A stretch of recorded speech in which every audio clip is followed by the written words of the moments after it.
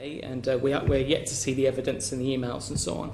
And you've raised on several occasions that around that time, prior to that time, actually, March, February, you had very serious concerns.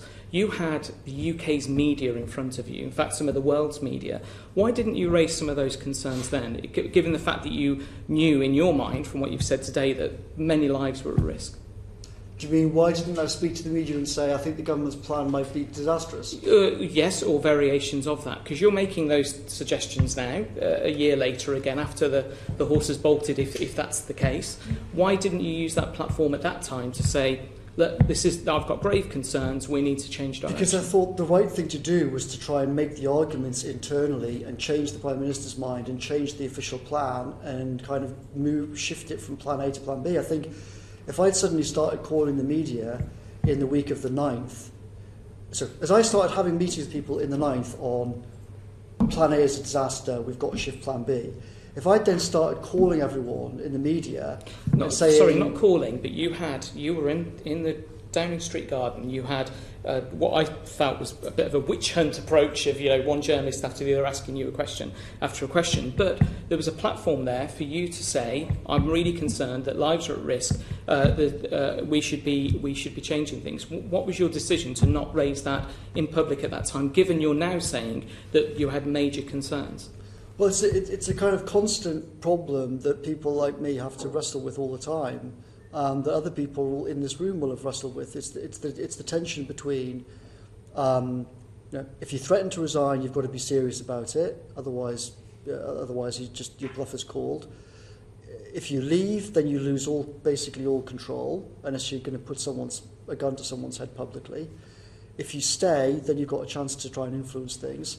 I thought at the time, as I said, I thought very, very seriously about resigning in the summer. I was dissuaded from doing so by the Cabinet Secretary and by other senior people who said, please stay, don't do it. You have that tension, and I don't know quite what... So I think in retrospect, I was probably right not to resign in March. I think in retrospect, I was definitely wrong not to resign in September. Whether or not I should have gone in the summer or not I don't know. But you mentioned there about tensions between decisions, and what we've heard this morning is that you've said that you had no real power, yet you took the test and vaccination programme off the Secretary of State. You had major concerns a year ago but didn't raise them in front of the media when you had an opportunity. You were concerned about making decisions that would put people's lives at risk, yet you took a trip to Durham, which I appreciate you've explained in more detail now. Do you get that there's listening to this for the past 3-4 hours, that there's sort of a... You didn't have any power, you didn't have any control, you had the ear of the Prime Minister but didn't really use it, and yet on the flip side, you were able to make things change. I just think from a perspective of decision-making, it just something doesn't connect there for me. Well, I think all people all over Westminster exaggerated. I think arguably they underestimated the influence that I had between July and December 2019. Arguably, they massively exaggerated the influence that I had after the election.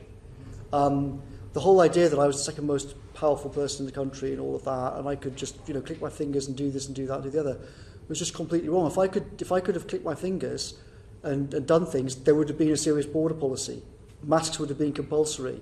Hancock would have been fired. We'd have done, dozens and dozens and dozens of things. What happened is, fundamentally, the Prime Minister and I did not agree about COVID.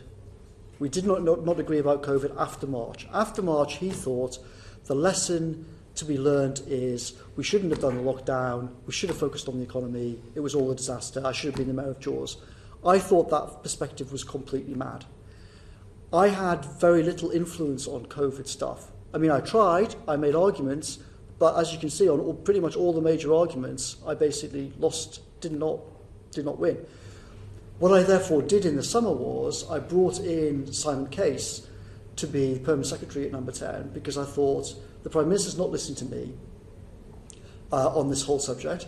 Our relations are getting worse and worse. His girlfriend is desperate to get rid of me and all my team.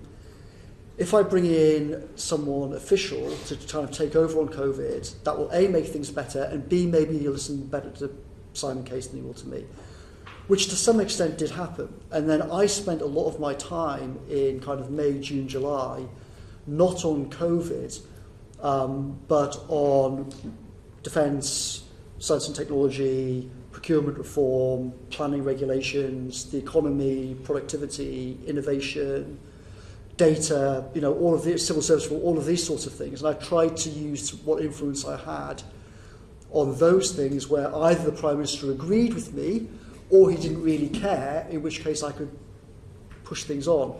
But it wasn't really useful me just sitting in meeting after meeting on things like quarantine, where he just didn't agree. So just for my final question, sorry for the time taken, Chair.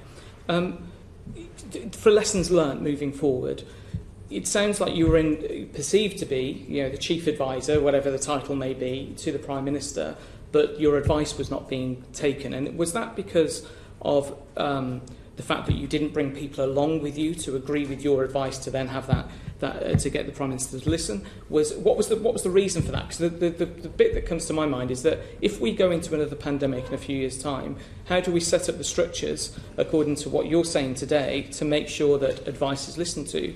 Because ultimately, shouldn't you be effectively the canary in the mine to be able to say, actually, there's stuff coming down the line that we need to do something on? And it sounds like your advice, from what you're saying, was not taken on board, rightly or wrongly.